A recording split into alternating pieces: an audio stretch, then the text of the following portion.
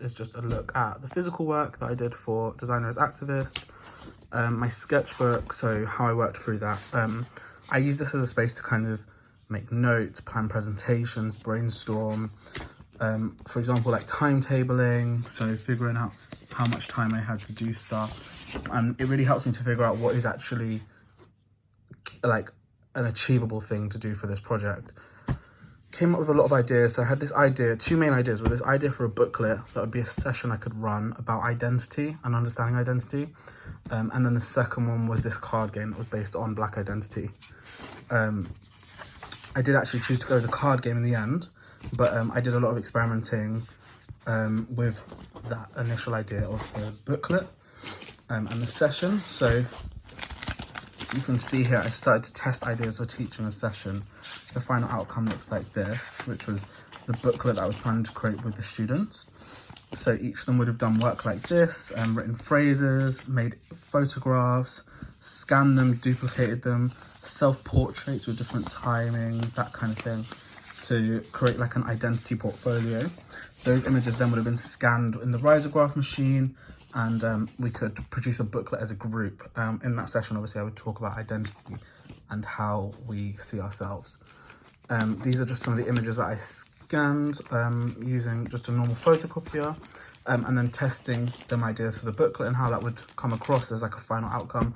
I did a lot of like these risograph scans, testing the different layers of intensity, and then you'll see as well,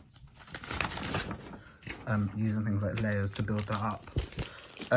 Eventually, I kind of figured out that idea wouldn't work when I couldn't get access to the teacher who I was meant to be teaching that class, her class I was meant to be teaching to.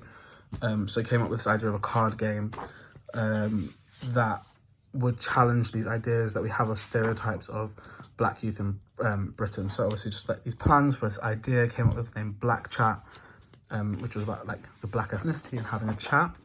And then yeah, so I'm just going to show you some of the development of that project. So you'll see here, these are the beginning prints. So when I was testing things like size and how things would translate. So these cards are like different fonts and different sizes. And then these are the smaller ones compared to the bigger ones right here. This is actually a mock-up of the box, which I couldn't print due to COVID. So I couldn't actually go out to print like a final copy. It would have been, each of these would have been around A1 sized squares that could be glued together and built in the classroom or wherever.